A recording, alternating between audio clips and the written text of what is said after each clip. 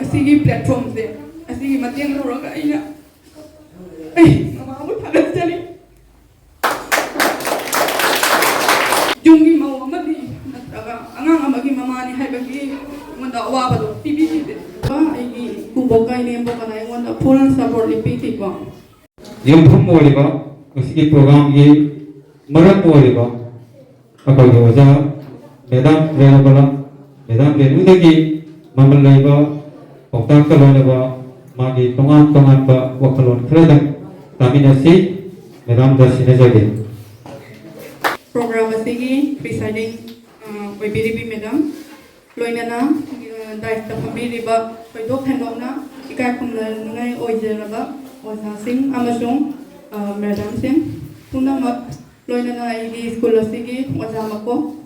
अमसुंग आइगी हौजि हौजि तंगी दारिबा इकाय खुमनाजरिबा ओजासिंग आइगी नुक्सिजरबा guardian ma'am अमसुंग छात्र छात्री पुनमकु इकाय खुमनाबा उच्चारी ngasi school asida thinbiram liba program ase ubada loinana oja myam na haibi kiba o hai myam tabada ai sathina harawa bote thamoi nungdagi ai apen ba ai loi oje ai han badai sagi waram da khatang haijege ai di ming Renubala Devi kojai ai pokpham palar bon dani palar bonda ai gi pabung gi ming lai ki draba Usam Pradeep Kumar Singha, amasung Imam Giming, Shanti Devi Kauze. Ado ay sinaw nupi nga tabok na bani, nupi ahong ni ay naahan ni. Natung da ay 2018 da ay luhong ki ay di mafam na Srivar Karong dani ay di husband Giming, lai som luang Agba Singha ay di Kubo Giming na, lai som Radhakanta Singha, amasung Inembo Giming, lai som Benu Singha. आई सानुपा अमा लेजरे मागी mummy N नथोइबा सिंगा कौजे मा हौजिक चही money सोरे ऐना सिगी exam सिगी मरमदा होनारकपसे आई अवाबा क्या सुनंगी नुंगाइबा क्या सुनंगी बो अवा नुंगाइ क्या गी मरकता लाखवा जर्नी नि अहमदा पिकरिंगैदगी हौना दुम आई लाइक लाइक सुपा बजे आई यम पमजरबो ओइबा अदुगा आईगी लेकिद्रबा आईगी पाबुंग दुनसो आदि मा मसामक लाइक लाइक मुदा यम अखोइदा थोगत पिबा मा हाय तोइना हाय माना छेत पसलाबा मीने हेंजा किसनु लाइक तनंगने हेलो मा यम हाय अदुमाइना पिकलिंग हैदगी होना आई इमा इबाना हायदि इंपोर्टेंस ऑफ एजुकेशन जे हायदि अखोइ इतना अहुमक ता खंगन मी रहिबा लाइक हाइतबा यादे हायबगी वा हायदे पिकलिंग हैदगी आइना हायदि ताबा फंगी बई मुंदा मतुंगा आइना आई थबते 2013 दा हानबदा एलपी स्कूल दा जबनी आई साना तमजबा स्कूल 105 मणिपुर एलपी स्कूल दा आई एलपी ओदाना तमजबनी अदुगी मतुंगा आई लुहोंग मतुंग आइना हाइदि ऑफिसर्स मैम अमा थेंगनरे को कोइना ओजा अमा ओइना दुम थबक तोरको मैम सिदा मोय मैम से ओरगाइना दुम पामजबा थमोय ददि दुम पामजबा दुंगा आई सामक थागे हाइबगी अदुगी करेज बुदि ngoda हाइदि मतमदु दा लेकिदे अदुगा लुहोंग मतुंग आइना दुम जोमदा दुम वारी दा आइना दुम तम्बि हाइरिबा अस ngasidi adu medam nare ngasidi adu sar nare as moina tawido ubada peli pamje yamna dum aina dum phongdo ubada ko ai husband na ai full support of mirako nang pa bani nang taw kari ni taw dana lai no hoji phaw yeng si hona si ne nang ngam gani ne ana hai bi ngoda positive support ma ko phangba loina na adugi wala dum phagi waram badagi hai di aseng ko oisalak ko phagi dum chakja bada nganga basa tha bada nganga boiram badagi hai di imung manung tana ba hokale imung manung ahal laman khangan ba hore ai mama papa ai dum ikubogi ne mokte imai pa na dumai na kokte mama papa tana ba hore moina mu khena mu ai ngoda thonga ha pi reba adudi satina phaba thabak ni tina phaba wani nang hai dei nang na bungam gani hai jo honau akoi jo ho ba hona gani adu matang do ai angang ki satina pi ai angang ke 2020 da phang bani aduna du matang do te hi phaba phadri wa angang te adu ai du ngamgadra ne ya gadra ne na dum thalam ba wakan dagi ko ai so bayam mi support me apse ne wa thongna ma happy boy na ai dum thi ba hore syllabus sina kari no exam की pattern से कई कई no कमाई न पड़ता है था दो नो है बगे थीजन बहु जरे अंदु दगी आई खर खर दुम कमाई तोरगा दाई ते पा बा कोट बा kay lain ba mathaw tai Google na search tawba YouTube ta yengba dumai tawna tawba male matong da angang tinadi yang pitboy ba ni na ko ai na adugi matak so maternity leave tha taruk matong kadi school ka ba mathaw tai school ka ba so haure adugi matam puna maktuga ai kubok kai ne bo kana ngon full support ipiti ko aseng ba ai thati na penjai aina ngang dia suk pikra ba ngang dia school da lai amuk school da lai ai ne mo ka sinara mi ni ko adugi matong school lagi halla matong na soi lai nga hakang pa hong na bong mo na ri ne ba adu puna matam do mana ngang sige angang sige seng mo ma se ma no oi aina ngang sige pi ba matam dagi he na ma na hi nung thang da lai ka tang pa na ba aina mana ba matam da ngang ma ka tung ba ba ya aina lai pa ba manak lagi ang ko patali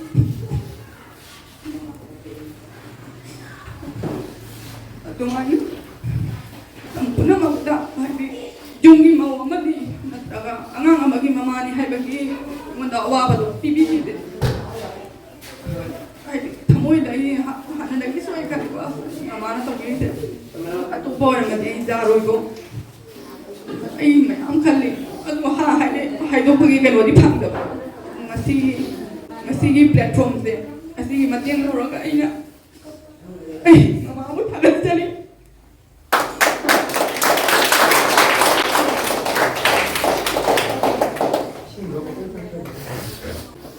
maina ai link da moina tum na lepiram bari ai gumba porika kai mai pa kan he thaja bagi wa ma ai ku bong na so mamangi anira exam than basiga anirak mai pa ada prelims mains clear to roga interview jor bata hekta hai aina pam da ba result to oi da ba admaina hai awa ba nang batan ja kya do bada mai khang su khang ko hai mi punang na kaya ai no ma da pung tara lai pa ni sir ki man sindagi du ta sir na torok ka dedication me no ma da pung tra mari tra manga lai ba ba ja lai ba thabang na te ko adubu exam se hai clear hoi da ya te ha ba ki dedication do pi da kai pari ni awa ba khang na da na pari hoji tu mai na ni mi puna ma se di moi na hona I do da I ki je aseng na ha ba adubu ai di working women ama oi ba na ai school ka da ba ya de ai ki duty tau da ba ya de plus ai ri bi lo se ori ba tu ki mathak ka adu ai kolen kun je thung na so mo tu dum tali ne ba tu ki role me ai tin da ai tau da ba ya de goi na aina phangja ba matang khara tu gani mai na pa de lai de ai di minute ta thira ga phau mai lai pa ba yaw hi ba mar ta ai ngasi minute khatang di pa hau ge na adu mai na mamangi aninak siga aina interview jawra ga lai hau ba siga ko satina ai di pen da ba matam oi gi ba matam da adu ai duga ai gi matau to ko dai ko na hai nang na hona ge ai nang thabok se nang oja oi ba se akoi na ke do tom to gi wa te akoi oja oi ba se satina kai khum ne oja ai se samasta ai ikai kum da profession na mani ko ikai kum dai adubu nang na pamjari tu na khona ge khalabadi nang thabak se resign taw la so jai nang na ngam ba khono ai nang na jo to ba da ko ina aya ba pi hai ba gi adugumba hai adugumba wa hai ba ta ba ai oina khan da ba ai pass taw da ba ya de ai kona da ba ya de adumai na ai yung family support ai ngona pura hai makoi pura ba ki support tu na ai hai ni ko hai sige thabak singa than than la mai pa ka ni ai sei thaja bagi wang ma dani para mai am puna ki support na thau tai tumai na ai na family na ki picnic ai ki phang pa do ai do nga matung da do bai mo he na chaw ma phang ko loina na ai na school si da la ga ai ki amu he na lai ba kha ba hai do oi kre school si ki wajah sing ahan badai head teacher sir Robindro Singha man ai mo da full support to bi chumna support to batana tana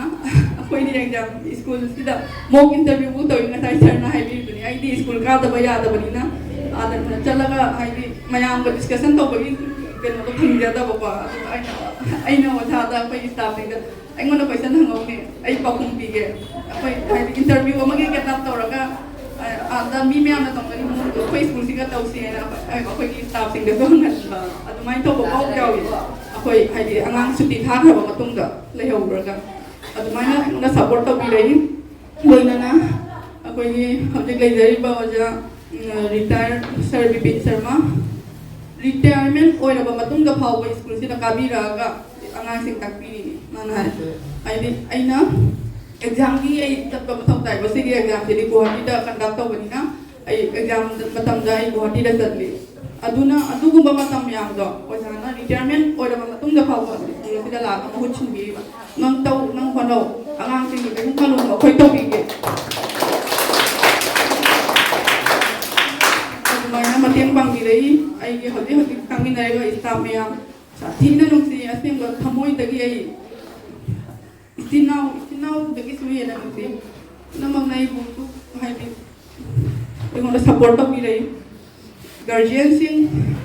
एगी पुण्यवती एमी school दा लापदा फंगनारिबा अशी फाउबदा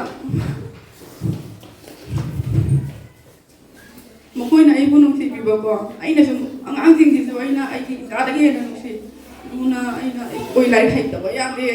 मोई हाइबिंग असीना कई तापा हेंगना कई तापा मोई लाई high यादे हाइबो वखन से कई स्कूल सिदा लागते लोइना गार्जियन सिंह सिना सु मतम पुनमक्ता आइगोंदा हाइबी यामना नुंसीनबा मरी अमा लेरपसे सी उबदा कोइ अहानबदा दे खलम पुण्यवती स्कूल से लापी हेफ सिरवार दगी लापदा अदु सिगा ला मतुंग दे चनिंग्रेव मयाम सिगी नुंसीबा मयाम दना उबदा हाइबी ट्रांसफर तौनिंग्रे आई सिगा ना फाइ नुंगाइजरे खल्ले अदु माइना यामना नुंगाइबे एनवायरनमेंट अमा सिगा फंगी अदुना पुनमक सिगी थौजानदगी आई ngasi mai pak bani ai na ngasi mai pak lakpagi credit ai maya punamak ta bijari